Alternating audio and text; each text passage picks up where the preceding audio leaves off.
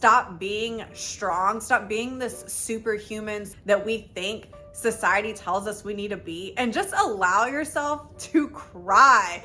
Allow yourself to feel. You're a human being, and that's a part of our existence. Distracting ourselves actually leads to destruction. We're keeping a guard up with ourselves. What is going on internally so that we can deal with what's going on externally. Sitting with ourselves and saying, hey, I feel uncomfortable right now. Something doesn't feel right. And what is it that I'm feeling? How often do you just sit with yourself?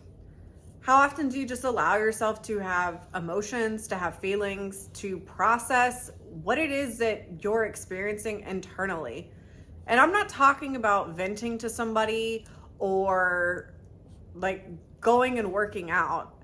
I'm talking about how many times a week do you actually sit with yourself and allow yourself to feel whatever you're feeling? I think that so many of us have decided that dealing with our emotions is actually to keep ourselves distracted. And a lot of us distract ourselves in so many different ways. People distract ourselves by working out. People distract ourselves by certain relationships, drinking, sex, shopping, so many different things we are distracting ourselves with instead of just sitting with ourselves and saying, hey, I feel uncomfortable right now. Something doesn't feel right. And what is it that I'm feeling?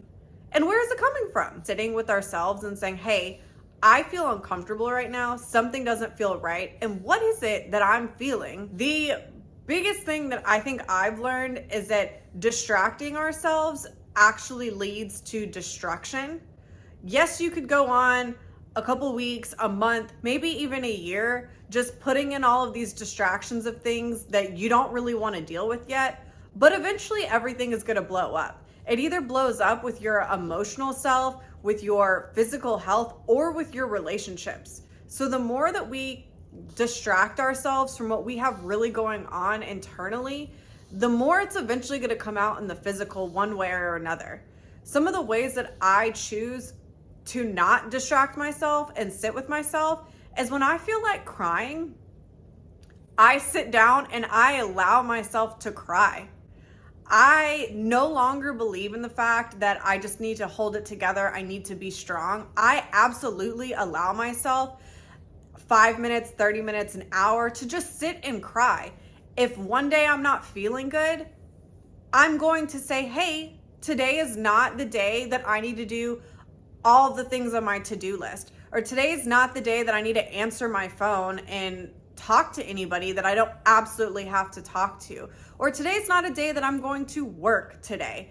And I give that to myself. I allow myself time to process whatever it is that I'm going through and to just feel those feelings. And it's so funny because now when I actually allow myself to cry, I feel such an internal release. It is crazy. The same release that you may feel after you work out or after you sneeze, for instance. It's just a release that you're giving yourself, and you're not judging yourself for that release. You're not judging yourself like, oh, I'm being weak, I'm not being strong right now. You're just allowing yourself to release.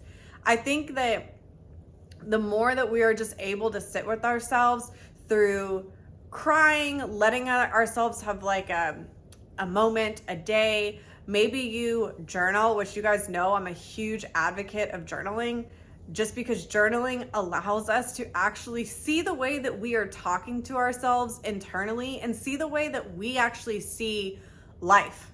Yes, you think it would be obvious that we know, oh, I know how I talk to myself, or I know the way that I actually look at things. But I guarantee if you start journaling every day and you just just write whatever comes to your mind, you'll notice very quickly if you show compassion to yourself, if you are judgmental of other people or of yourselves, if you are a trusting person, do you trust what's going on, or are you living in fear?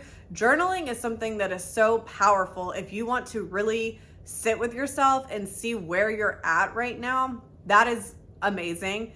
Then obviously too, we've talked about meditation. Meditation, the type of meditation that I practice, which is Vipassana, I don't necessarily look at as an opportunity to sit with myself, because when I'm doing Vipassana, my focus is to just exist and not be processing emotions. That's not what I'm doing when I'm meditating. I'm not processing how I'm feeling. I'm just sitting with myself and being in awareness. So I wouldn't necessarily say that meditation is a time that we actually just sit with ourselves, but physically, technically, yes. But when you do meditate, things do come up. Sometimes you have downloads of you're like, oh my God, I didn't even know I was still bothered by that. But yes, so these are just some things that I wanted to share, that I think that the more that we allow ourselves just to feel, stop being strong, stop being this superhuman, superwoman, superman that we think society tells us we need to be, and just allow yourself to cry, allow yourself to feel. You're a human being, and that's a part of our existence, is to have emotions, to be upset by things. And honestly, we don't get any further down the road as far as our inner work, our journey, until we actually start processing and sitting with things that may be bothering us right now, that's presently happening, or maybe things that have happened from our past. I'm not a big advocate about living in our past or living in our future, but I do think at some point in time, if you haven't gone down that part of your journey, that you do need to kind of process at what point in my life did I start to get affected by these certain things? Like, what happened before? So you can process them, you can heal them, and you can move forward. But you absolutely are going to be doing no forms of healing until you allow yourself to start feeling things, to sit with them, stop being strong, stop having your guard up to yourself, because a lot of us are doing that. We are keeping a guard up with ourselves, and we're going to get nowhere at all. And I just think that those of us that really want to find inner peace, want to be in a state of just less suffering, not affected by things that are outside of us, we have to just learn to be able to sit with ourselves and be able to process what is going on internally, so that we can deal with what's going on externally. So here's just a little motivation that I had today, is that as I woke up this morning and I was not feeling 100%, was not feeling a-okay, I was just like, you know what? I'm just gonna sit with it. I'm not feeling great.